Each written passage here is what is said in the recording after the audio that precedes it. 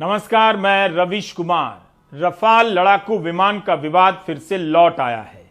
आपको याद होगा कि पिछले साल जब रफाल विमान आने वाला था तब गोदी मीडिया के चैनलों ने इस विमान की तस्वीरों से स्क्रीन को भर दिया था। रफाल विमान की खूबियों पर जोर जोर से चर्चा होने लगी और उन लोगों को चिढ़ाया जाने लगा जो रफाल के सौदे को लेकर आरोप लगाया करते थे कि इस डील के जरिए अनिल अंबानी की कंपनी को फायदा पहुंचाने की कोशिश हुई है।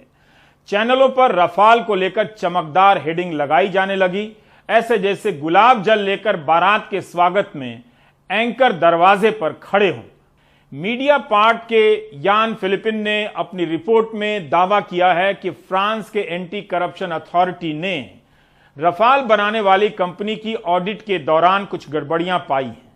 वेबसाइट इस जांच से संबंधित दस्तावेज प्रकाशित करने की बात कर रहा है जो अभी तक सामने नहीं आए।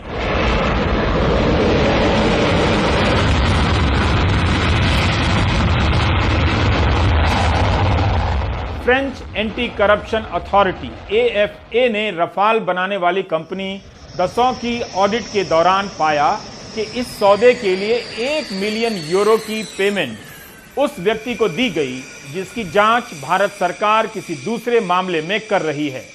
इसी बिचौलिए को करीब 8.5 करोड़ से अधिक के पेमेंट होने का दावा किया जा रहा है।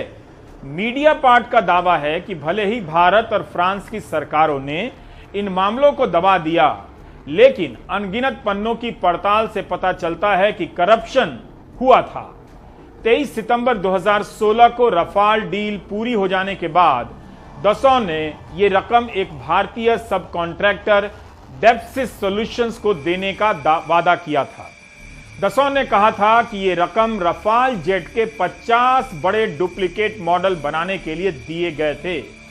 दसॉ इस बात का प्रमाण नहीं दे सकी है कि ये मॉडल बनाए भी गए या नहीं, यानी पैसा दे दिया गया और जहाज का पता नहीं, हवाई जहाज ही हवा मिठाई हो गया।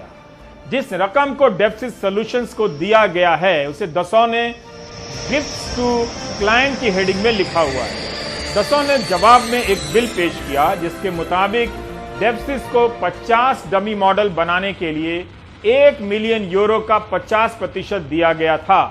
हर मॉडल की कीमत 20,000 यूरो से ज्यादा थी, मगर इसे तोहफे के तौर पर एंट्री में क्यों डाला गया, इसका कोई ब्यौरा नहीं दिया गया है।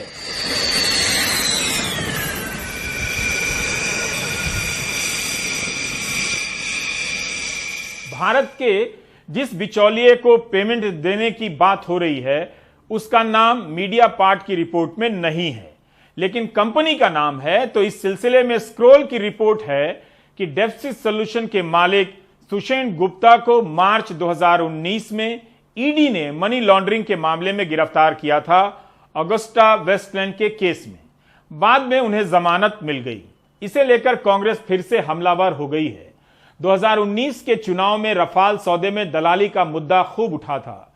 कांग्रेस के रणदीप सुरजेवाला ने कहा है कि 60,000 करोड़ के रक्षा घोटाले की कलई फिर से खुल गई है। क्या प्रधानमंत्री अब जवाब देंगे?